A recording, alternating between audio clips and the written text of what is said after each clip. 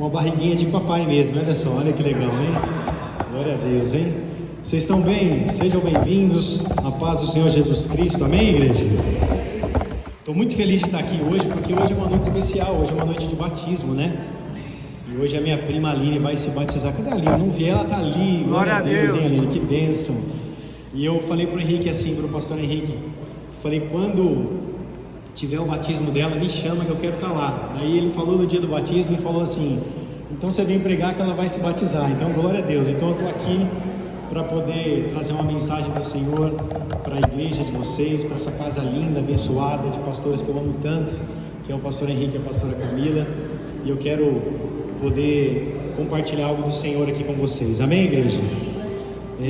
Sou pastor lá de Jacareí, nossa cidade aqui, cidade vizinha, né? Minha esposa, a pastora Daiane, está lá com meus dois filhos na igreja ministrando, e eu estou aqui hoje com meu filho na fé também, o diácono Vinícius aqui, que está me acompanhando, e nós vamos juntos mergulhar na palavra do Senhor, amém? Que tempo maravilhoso que nós tivemos aqui em adoração, amém?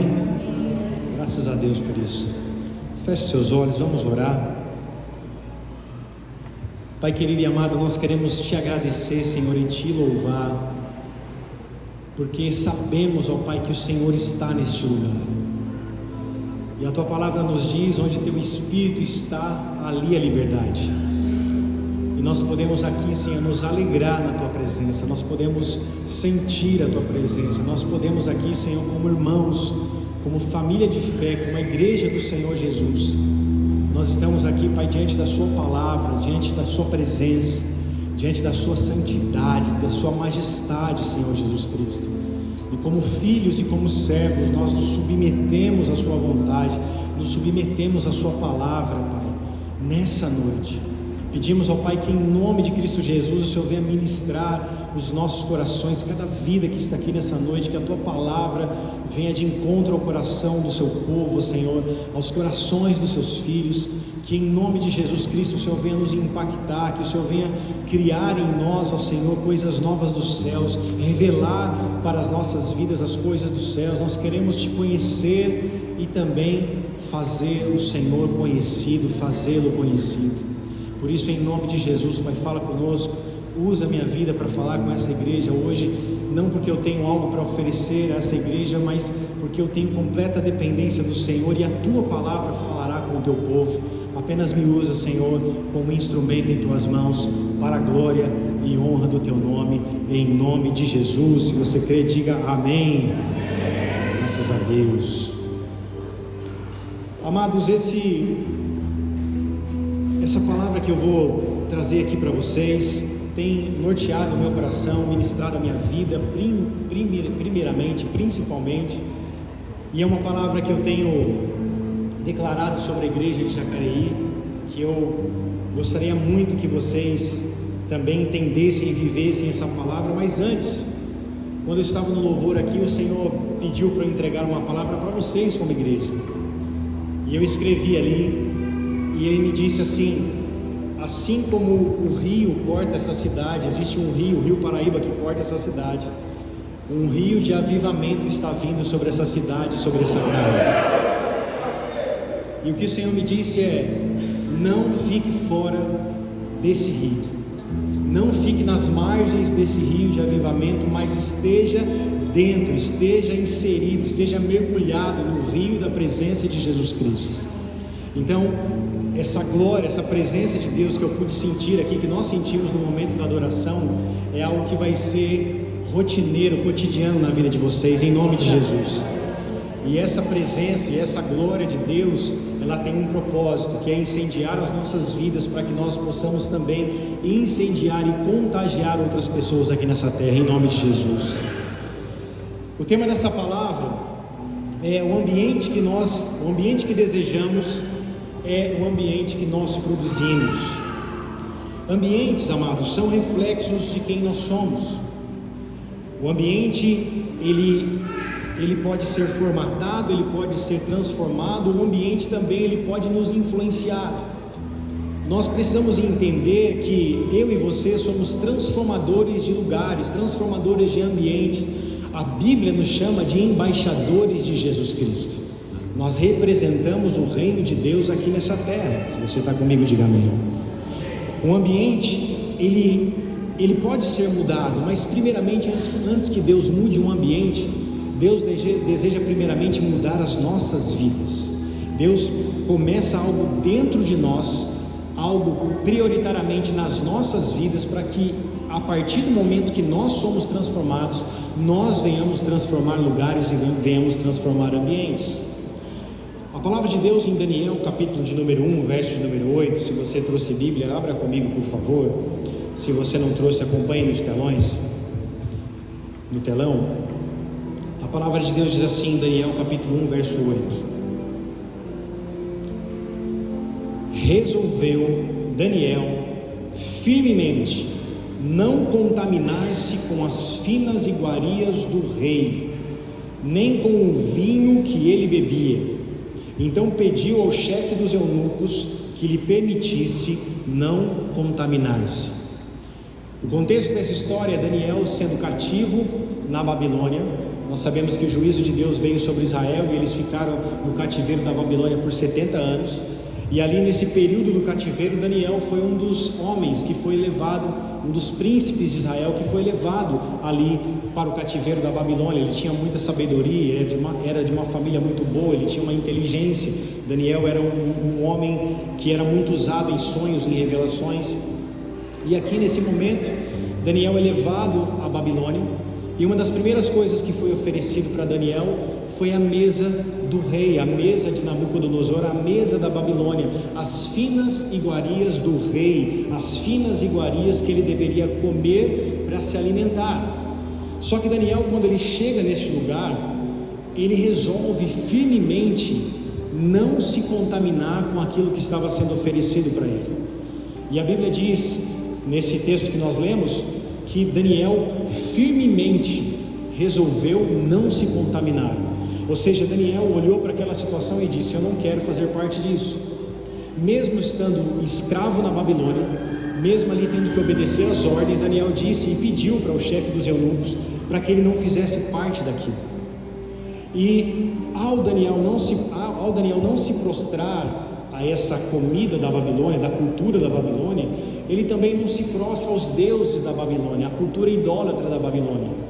E ao invés de Daniel ser formatado pelo ambiente que ele estava, Daniel formatou o ambiente que ele estava inserido. Ele não foi influenciado pelo ambiente, mas ele influenciou o ambiente que ele estava inserido, porque ele tinha uma firme convicção sobre o teu coração: eu não quero me contaminar com as coisas da Babilônia, eu não quero me contaminar com as coisas deste mundo.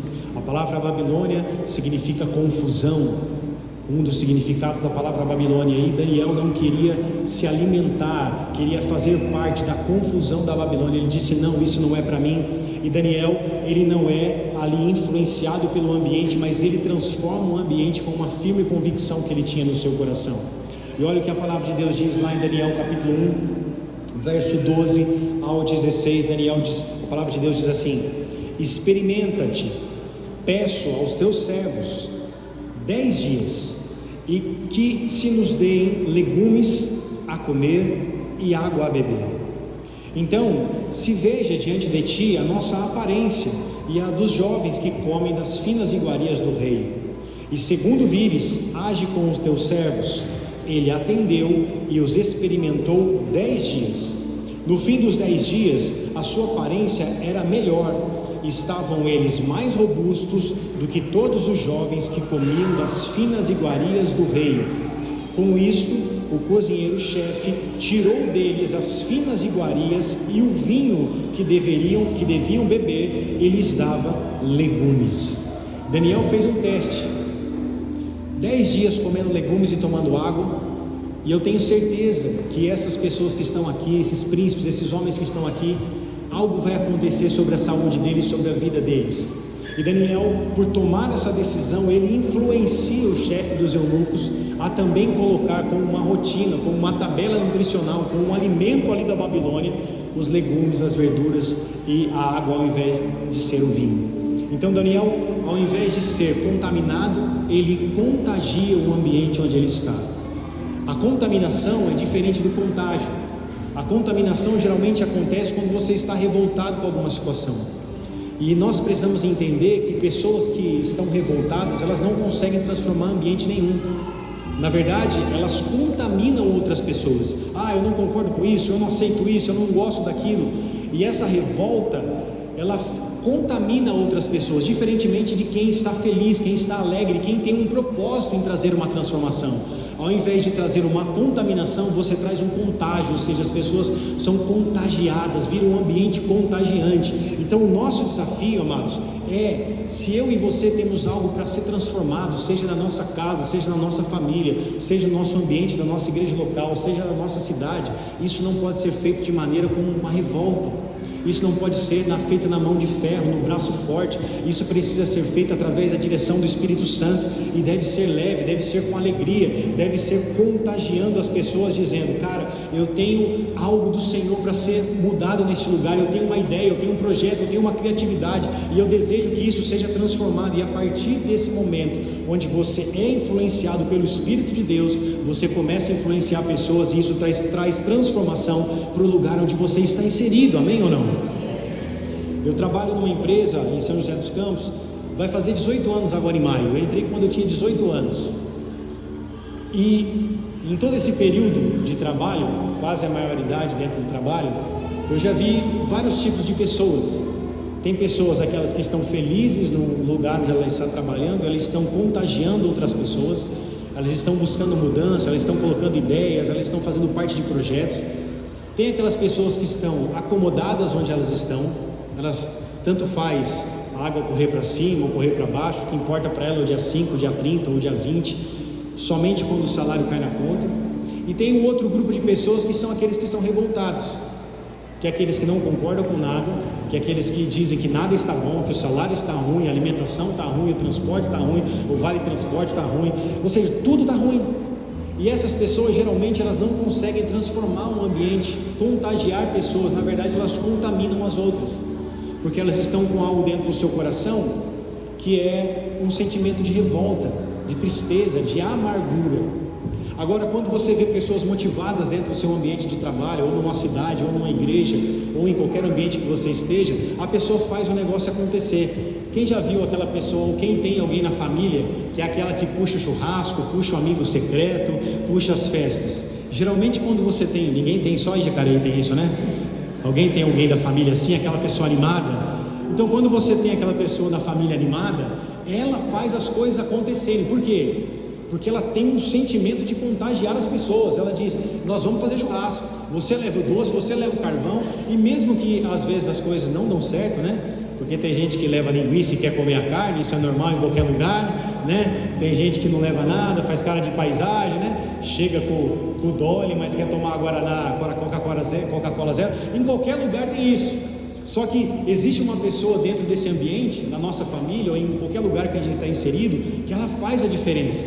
Ela vem com alegria, ela vem com uma missão, ela vem com um propósito, e ela consegue transformar o ambiente, e muitas vezes nem reconhecida ela é. Ninguém para dizer: nossa, muito obrigado por aquilo que você fez, a festa deu tudo certo, o Natal deu tudo certo, a virada de ano deu tudo certo. Muitas vezes as pessoas não são nem vistas, mas ela se move porque Deus colocou algo sobre o coração dela, talvez um propósito, ou talvez apenas só fazer a diferença no lugar onde ela está inserida. Nós, como povo de Deus, amados, precisamos ser aqueles que transformam ambientes, porque primeiramente o Senhor transformou o nosso coração, amém ou não? O Senhor fez algo dentro de nós, e a partir do momento que Deus fez algo dentro de nós, nós fazemos com que o ambiente seja transformado. Quando nós olhamos para Daniel, por exemplo, que nós estamos falando aqui, Daniel, ele é lançado na cova dos leões. Fizeram um plano para ele, porque não conseguiram achar brecha na vida dele. Daniel orava 3 vezes ao dia, voltado para Jerusalém. Ele tinha essa disciplina de oração, orava 3 vezes ao Senhor, e ele viveu ali um castigo, que foi ser lançado na cova dos leões. Mas o ambiente que ele foi jogado na cova dos leões não foi um ambiente para a morte, mas foi um ambiente para a glória de Deus, amém ou não? E olha só o que o rei reconheceu a partir do momento em que Deus poupa a vida de Daniel e fecha a boca dos leões. Daniel capítulo 6, verso 25 ao 27, a palavra de Deus diz assim: então o rei Dario escreveu aos povos, nações e homens de todas as línguas que habitavam em toda a terra, paz vos seja multiplicada. Faço um decreto pelo qual em todo o domínio do meu reino os homens tremam e temam perante o Deus de Daniel, porque ele é o Deus vivo e que permanece para sempre. O seu reino não será destruído e o seu domínio não terá fim.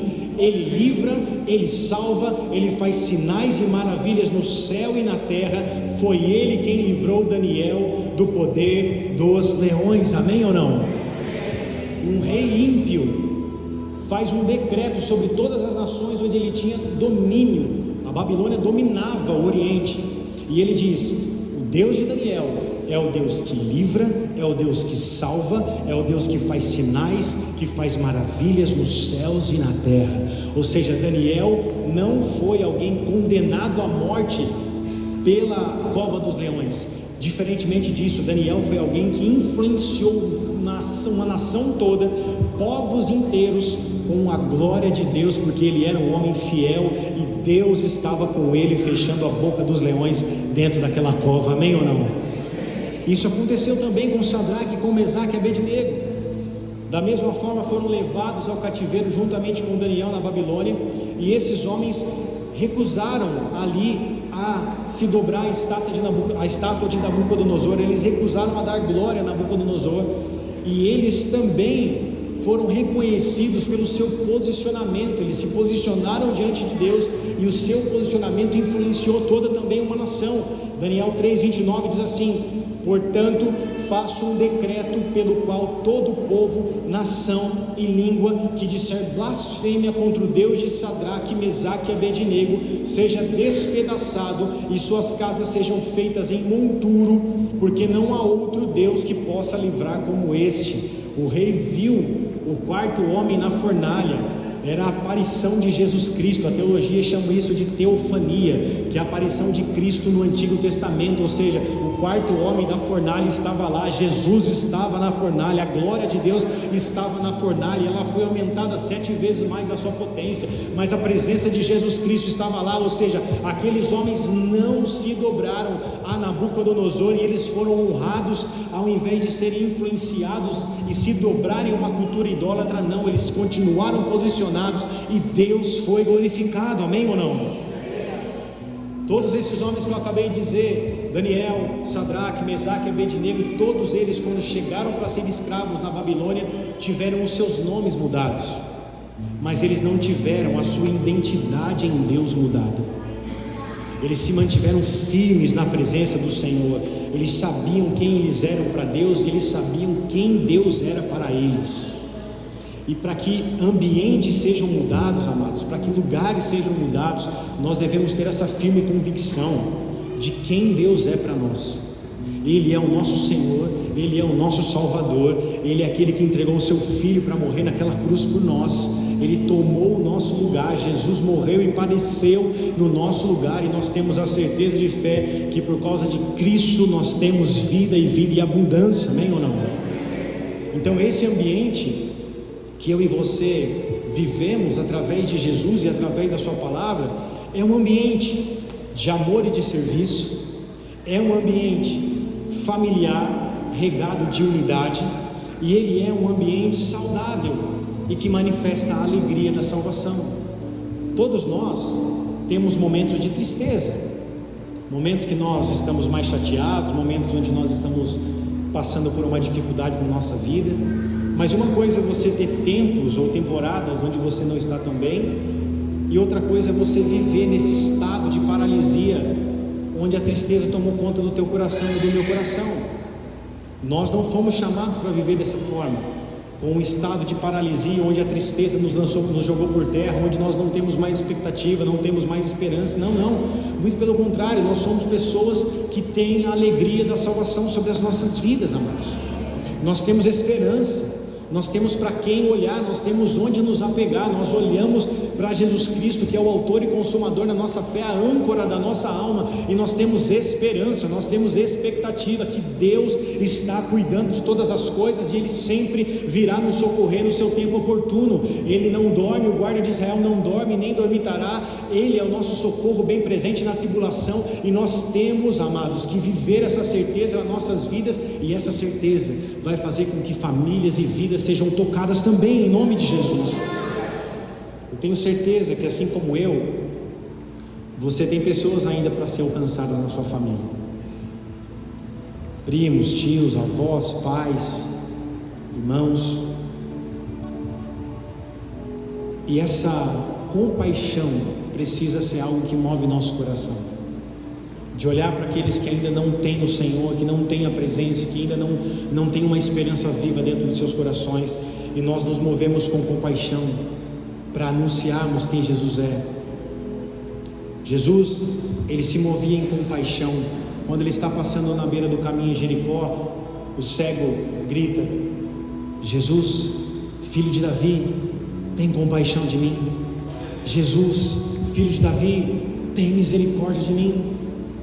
E Jesus para no meio de toda aquela multidão de pessoas e se move até aquele cego, a fim de trazer vida, assim, a fim de trazer esperança, a fim de trazer cura sobre a vida dele. Jesus olha para o gadareno, um homem que era ali excluído da sociedade, um homem completamente cheio de castas, de influências espirituais negativas, e Jesus se move até Gadara, se move até aquele homem a fim de trazer restauração sobre ele. Jesus se movia por compaixão. Quando a mulher do fluxo de sangue toca na orla das suas vestes, Jesus sabe que alguém havia ali tocado, porque havia saído o poder dele. Jesus parava no meio da multidão e dizia: alguém me tocou, porque Jesus se movia em compaixão. E eu e você precisamos ser um povo, nós como igreja precisamos ser um povo que se move em compaixão. Os nossos olhos devem ser de alguém que tem compaixão pelas pessoas, que tem ali misericórdia das pessoas, e não com os olhos de julgamento. O lugar de juiz não é nosso, o juiz é o nosso Senhor Deus. Ele veio salvar a terra, mas Ele voltará para julgar, amém ou não? Mas o nosso lugar é de olhar de compaixão, de misericórdia. E esse ambiente da igreja, ou seja, esse ambiente do povo de Deus, de amor e de serviço, regado de unidade, o ambiente saudável, o ambiente de alegria, amados, é aquilo que o Senhor nos deixou a respeito de como é a igreja, ou como deve ser a igreja. E a receita de bolo que Deus nos deixou foi a igreja apostólica, a igreja de Atos. Em Atos capítulo 2, versos 42 ao 47, a Bíblia diz assim, Atos 2, 42 ao 47, diz assim: e perseveravam na doutrina dos apóstolos e na comunhão, no partir do pão e nas orações. Eu vou repetir: e perseveravam na doutrina dos apóstolos e na comunhão, no partir do pão e nas orações. Em cada alma havia temor, e muitos prodígios e sinais eram feitos por intermédio dos apóstolos. Todos os que creram estavam juntos e tinham tudo em comum. Vendiam suas propriedades e bens, distribuindo o produto entre todos, à medida que alguém tinha necessidade. Diariamente perseveravam unânimes no templo, partiam o pão de casa em casa, tomavam as suas refeições com alegria e singeleza de coração, louvando a Deus e contando com a simpatia de todo o povo. Enquanto isso, acrescentava-lhes o Senhor dia a dia os que iam sendo salvos. Amados, comunhão baseado nos ensinos dos apóstolos e dos profetas, que são as escrituras sagradas. Eles estavam baseados nas escrituras. Eles estavam vivendo em comunhão, em oração, no partir do pão. Eles sabiam das necessidades um dos outros. E saber da necessidade de um dos outros é muito além do que você poder oferecer algo para uma pessoa. É você apenas olhar no olho dela e perguntar: está tudo bem? Eu posso te ajudar de alguma forma? A Bíblia fala que os olhos são a janela da alma. E nessa vida corrida que a gente leva, muitas vezes nós não paramos nem para olhar nos olhos das pessoas. Muitas vezes nós não olhamos nem nos olhos dos nossos filhos, nem dos nossos pais, porque estamos corridos, atarefados, cansados, sobrecarregados, ou com os nossos olhos na tela de um celular. O povo de Deus, ele compartilhava tudo entre si, mas primeiramente eles compartilhavam da sua fé, dessa unidade, desse amor, dessa compaixão. Isso não quer dizer que não tinha problemas na igreja apostólica. Eu não estou aqui romantizando o início da igreja, porque tinha problemas. É só você ler a carta de Paulo aos Coríntios. Era treta, era briga, eram situações complicadas.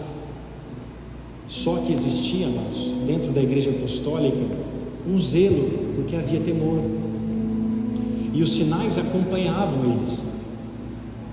Os sinais de prodígios, de maravilhas acompanhavam, porque havia temor, havia reverência, havia pessoas que se preocupavam uma com as outras, que olhavam nos olhos uma das outras, que partiam o pão com alegria. Então eu e você, como igreja, como povo de Deus, precisamos viver e criar esse ambiente. Esse ambiente deve ser gerado dentro de nós e também manifestado através de nós, de perseverarmos na palavra, de termos o filtro das Escrituras Sagradas. Não é o que eu penso ou o que eu acho, mas é o que a Bíblia diz. E se eu tenho esse filtro da Bíblia, da palavra, amados, a minha vida vai sendo aperfeiçoada, eu vou sendo santificado, eu vou sendo transformado dia após dia. E essa comunhão, a comunhão não é você tomar café apenas com as pessoas, né? As pessoas estão invertendo as coisas.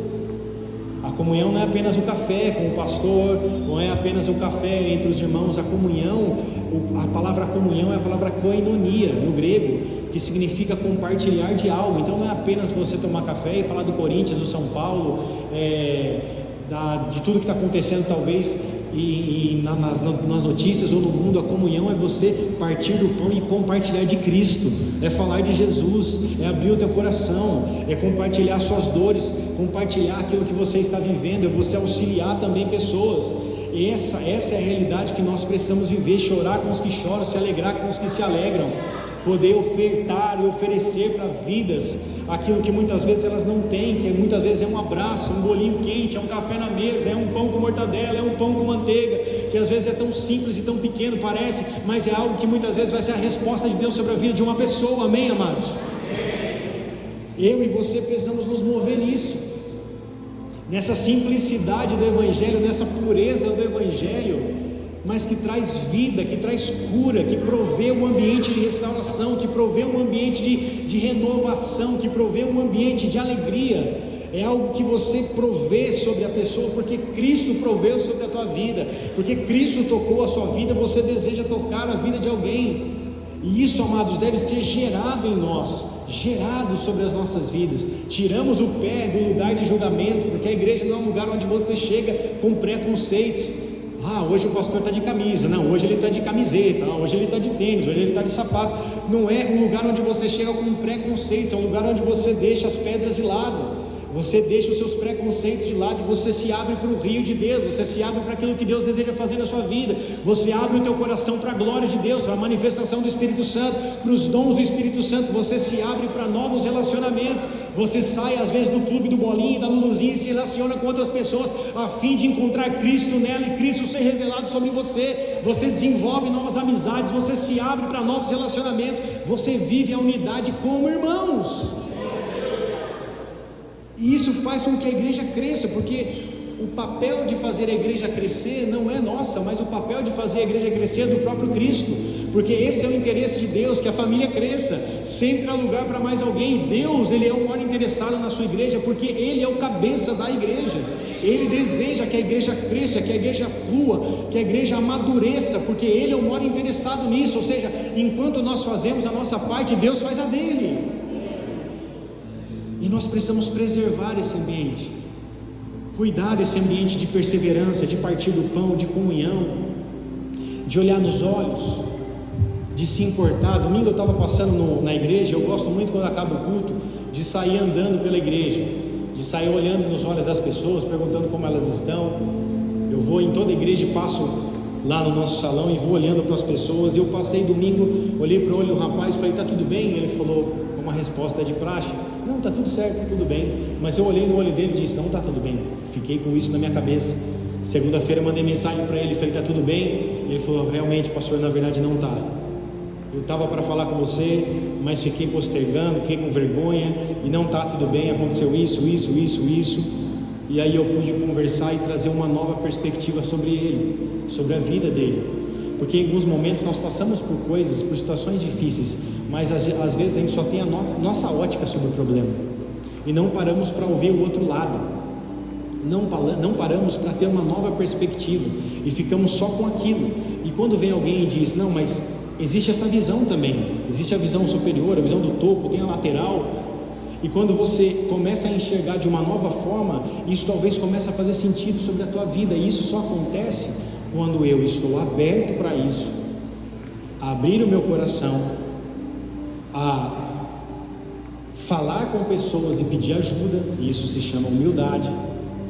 Quando eu tenho humildade para dizer, cara, eu não estou tão bem, eu não estou tão firme, eu não estou tão legal, eu estou passando por isso, por aquilo outro, e você se abre e você permite que uma nova visão, uma nova perspectiva, uma palavra de Deus venha sobre o teu coração, e encontro com aquilo que você está passando.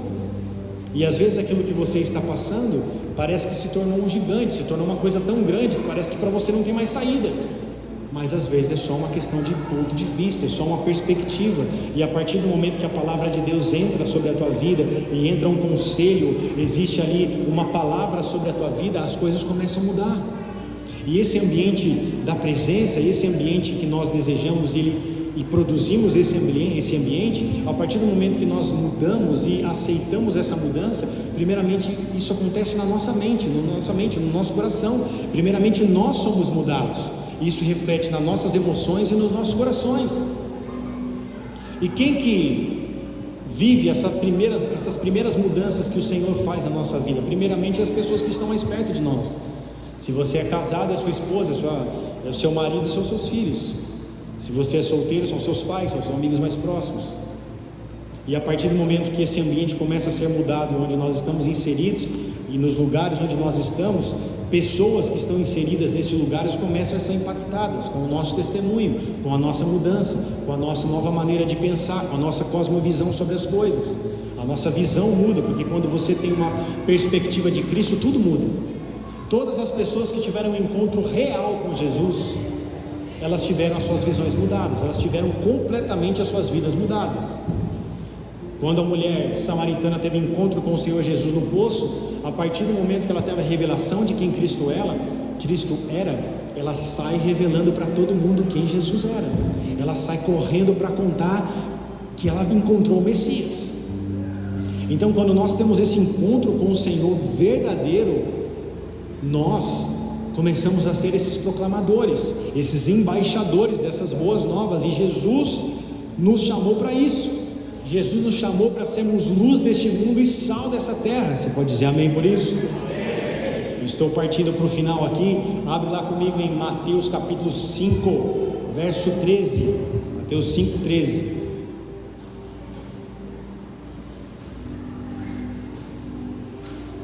Eu vou ler na versão NVT.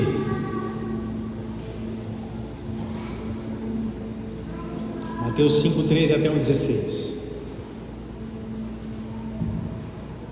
Vocês são o sal da terra, mas se o sal perder o sabor, para que servirá?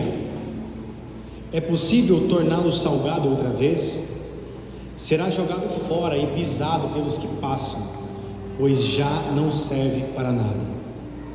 Vocês são a luz do mundo. É impossível esconder uma cidade construída no alto de um monte. Não faz sentido acender uma lâmpada e depois colocá-la sobre um cesto. Pelo contrário, ela é colocada num pedestal, de onde ilumina todos os que estão na casa. Da mesma forma, as suas obras devem brilhar, para que todos as vejam e louvem ao seu Pai que estás no céu. Até aí, amém, amados? Jesus olha para os discípulos e fala: vocês são a luz deste mundo. Jesus disse isso no Monte das Bem-aventuranças: vocês são a luz e vocês são o sal. A luz precisa ser colocada num alto monte e não sobre um cesto. A luz foi feita para brilhar, e quando nós brilhamos, nós não trazemos a glória para nós, muito pelo contrário, nós não somos dignos de glória. Somente Jesus é digno de toda a honra e de toda a glória. E a palavra nos diz que quando as nossas obras brilharem, e as nossas obras devem brilhar, para que todos vejam e glorifiquem o Pai que está nos céus. Então, quando as pessoas verem aquilo que nós estamos fazendo, quando elas enxergarem as nossas obras, elas vão glorificar a Deus, e nós vamos mostrar: não foi eu que fiz nada, foi o Senhor que fez tudo. Aquilo que Deus fez na minha família, aquilo que Deus fez no meu trabalho, aquilo que Deus fez no meu emprego, aquilo que Deus fez na minha igreja, não foi eu que fiz, eu não tenho capacidade para isso, mas foi o Senhor que fez. É Ele quem faz, é Ele quem cuida, é Ele quem transforma, e nós temos dado essa glória para o Senhor. E eu e você fomos chamados para brilhar, para ser essa luz do Senhor, para sermos esse pedestal de luz do Senhor nessa terra. Fomos chamados para ser sal. E eu fiquei intrigado, porque o que significa ser sal?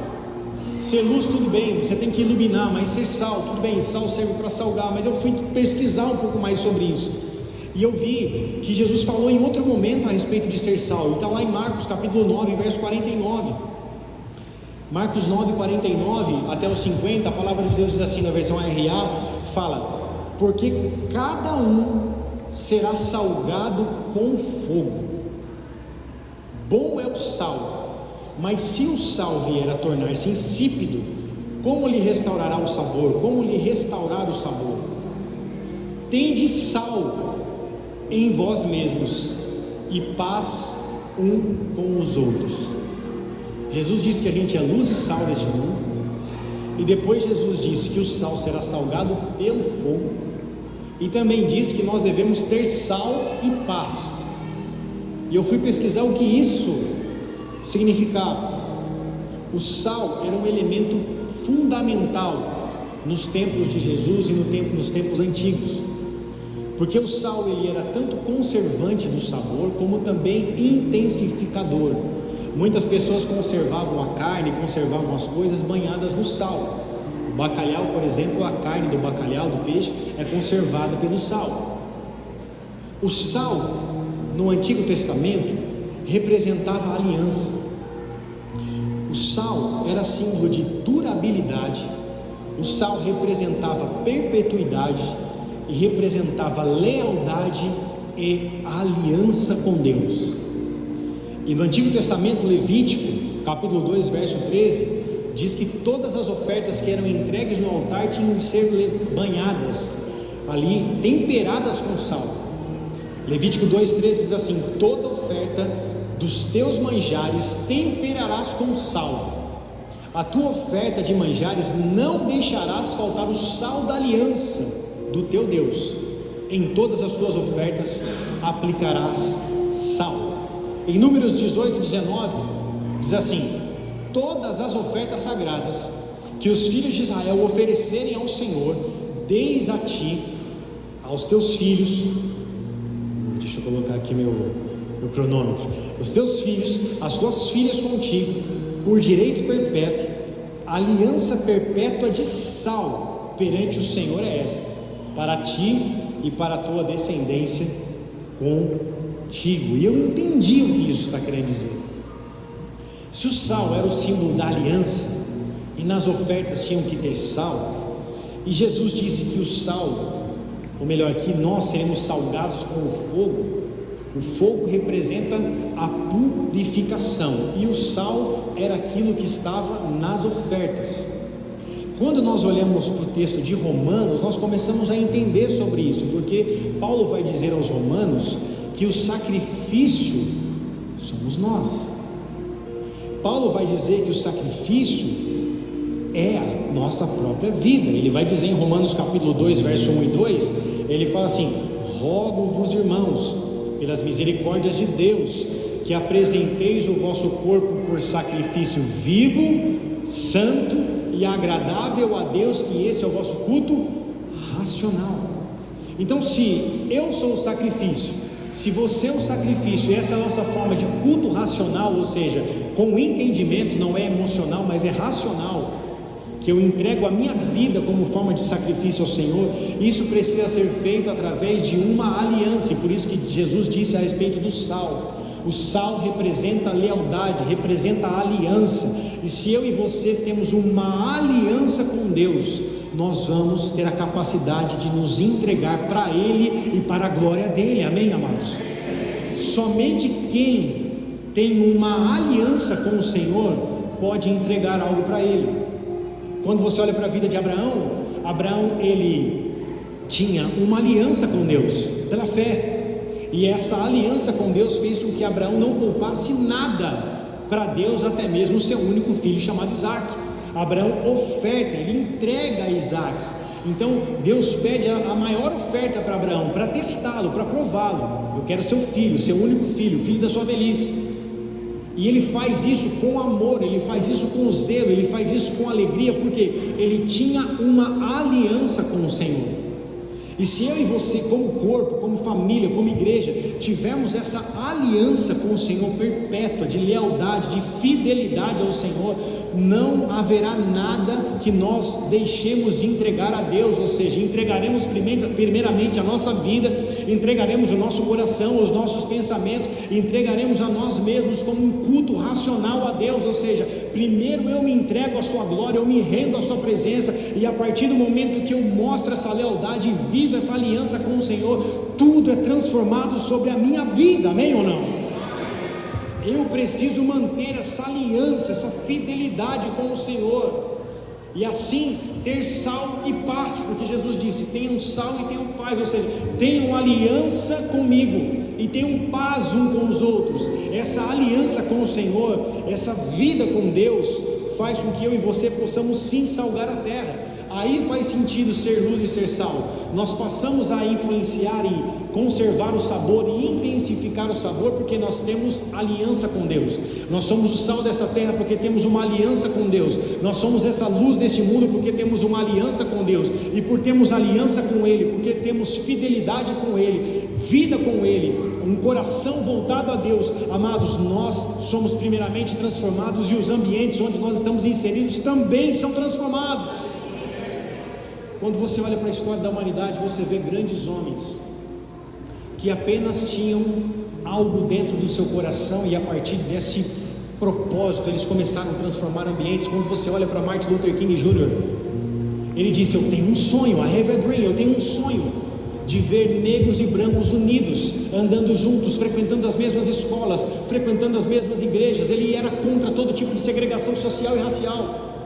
E ele teve um sonho, e esse sonho fez com que vidas fossem alcançadas, pessoas fossem alcançadas. A sua visão e a tua fala, o teu discurso ecoa até os dias de hoje, porque ele teve algo dentro do seu coração de transformar um ambiente, de transformar uma nação, de transformar povos. Quando eu e você, amados, somos tomados pela aliança com Deus e pela verdade de Deus sobre as nossas vidas, nós nos movemos com fé. Não há nada impossível para aqueles que creem. Talvez você olhe para a sua família e você fale: meu Deus, aqui é só a misericórdia do Senhor, aqui eu sou um milagre. Mas é nesse território, é nesse ambiente que Deus deseja agir. É nesse ambiente onde parece que não há mais esperança, é nesse lugar onde a glória de Deus invade e traz vida onde há morte.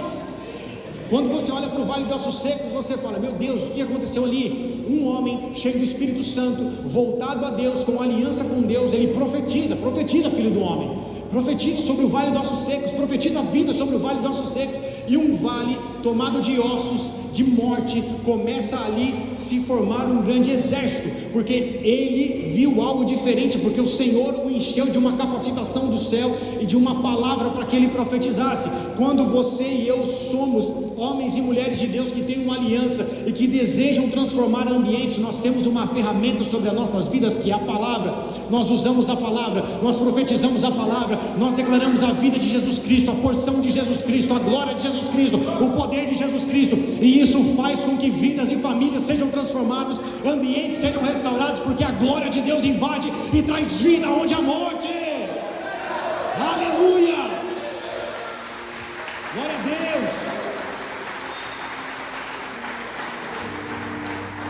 Ele tem o poder de trazer vida. Ele tem o poder de trazer restauração. A Bíblia nos diz que tragada foi a morte pela vitória. Os Satanás e os seus demônios pensaram que havia vencido a guerra e a batalha. Jesus na cruz do Calvário diz: eu entrego o meu espírito, eu entrego, está consumado. Ele diz: tetelestai, está consumado. Ele entrega. Por alguns dias houve ali os pensamentos de Satanás e os seus demônios, dizemos: vencemos Jesus, vencemos. Mas na verdade, depois de 3 dias, o espírito de ressurreição e vida veio, e Jesus, ele sai do túmulo vazio, ele deixa o túmulo vazio, ele sai daquele lugar e ele diz para os seus discípulos: paz seja convosco. Ou seja, nós temos o espírito de ressurreição e vida sobre nossa família, nós temos o espírito de ressurreição e vida sobre a nossa casa. Por isso profetiza, filho do homem, profetiza, filha do homem, declara a vida sobre o vale de ossos secos, declara a vida sobre a cidade de Guararema, declara a vida sobre essa casa, declara a vida, vida, vida de Deus. Quando nós nos movemos por uma palavra, quando nós nos movemos com uma aliança, quando nós nos movemos por um propósito, não há nada impossível, não há nada que não possa ser transformado. Tudo é uma questão de opinião, tudo é uma questão de ponto de vista. E um homem cheio de Deus e uma mulher cheia do Espírito Santo é aquela que transforma lugares e transforma ambientes, porque primeiramente Deus transformou ela, Deus transformou ele, e ele sabe que se Deus fez algo dentro dele, não há nada impossível que Deus possa fazer. Quando você olha para a tua história, talvez pessoas digam: cara, era impossível esse cara estar numa igreja, é impossível essa mulher estar numa igreja. Talvez você dizia: eu nunca vou pisar numa igreja, eu não quero saber de Deus, eu não quero isso, eu não quero aquilo. Mas quando Jesus te encontra na beira do caminho, Ele te transforma. E aquilo que Ele começa em você não termina em você. Aquilo que Ele começa em você flui através de você. Você só precisa estar disponível. Só estar disponível. Jesus faz a tua obra, faz teu querer em mim. E você começa a viver um ambiente transformador, não pela força do seu braço, não pela sua capacidade, porque nós não temos nenhuma, igreja. Nós não temos nenhuma capacidade, nós somos falhos. Mas quando Deus nos toma pela sua graça e pelo seu favor, quando Deus nos usa para que Ele seja glorificado, a nossa luz começa a brilhar, as nossas obras começam a brilhar, e vidas, famílias, lugares começam a ser tocados por aquilo que Deus derramou sobre as nossas vidas pela graça. Que em nome de Jesus, um ambiente que você tanto deseja ver na sua igreja, no seu trabalho, na sua casa, na sua família, que você seja essa transformação primeiramente, que você viva essa transformação e seja essa transformação, que aquilo que tanto você deseja ver na sua casa, aquilo que você anseia e ora, que primeiramente Deus faça algo dentro de você. Porque a partir do momento que Ele começar a mudar as coisas de lugar aqui dentro, e você se sujeitar a isso, se disponibilizar para isso, queridos, não haverá nada impossível para aquele que crê.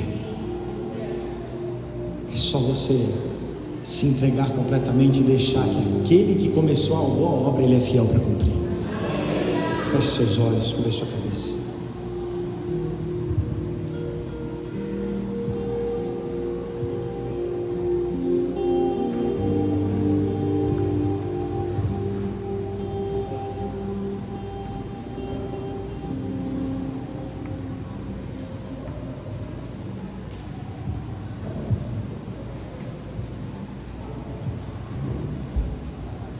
As mudanças que nós tanto ansiamos,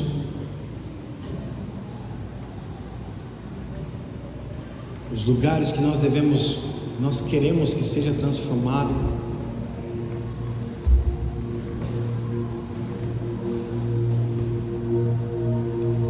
primeiramente começa em nós, através de um encontro genuíno com Jesus. Talvez um encontro, ou talvez um reencontro. Pedro teve um reencontro com Jesus na beira do mar. Jesus tinha morrido, Pedro voltou à pesca, voltou a pescar, voltou para a tua profissão.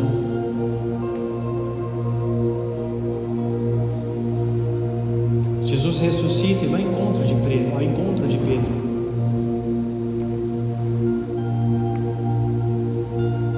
Pedro estava triste, estava desanimado. O seu mestre havia sido crucificado. E Jesus vai até ele, a fim de reencontrá-lo e dizer: Pedro, tu me amas? Apacenta as minhas ovelhas, apacenta os meus cordeiros. Pedro, tu me amas? Apacenta as minhas ovelhas. Pedro, tu me amas? Na última vez que Jesus pergunta isso, Pedro diz ao Senhor: Senhor, tu sabes de todas as coisas, tu sabes que eu te amo.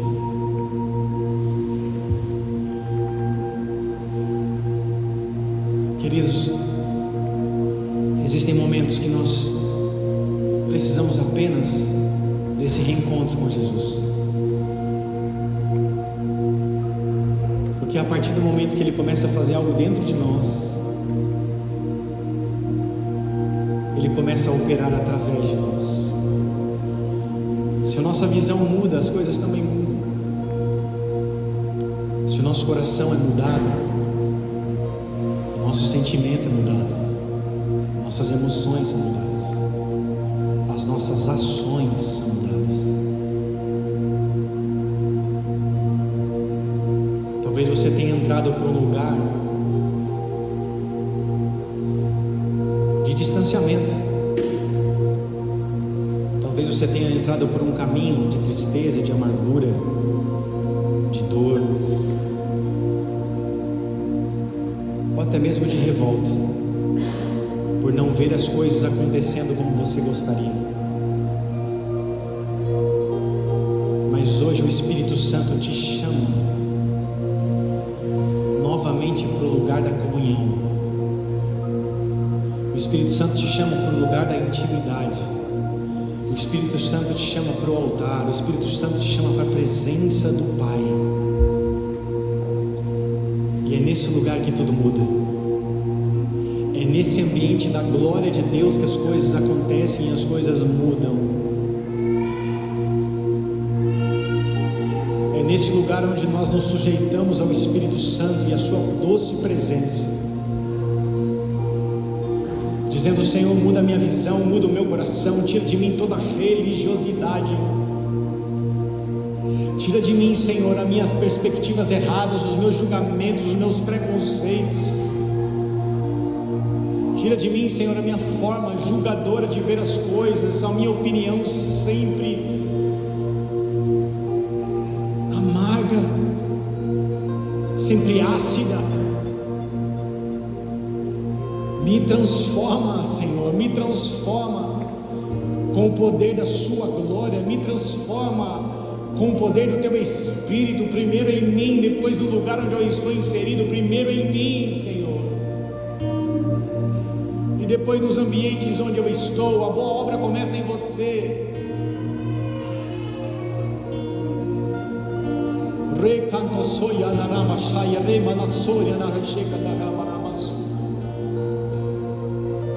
Espírito de ressurreição e vida, Espírito Santo de Deus, nós sabemos que Tu estás neste lugar. É possível sentir a Tua presença, a Tua doce presença. Sopra vida sobre nós, sopra vida.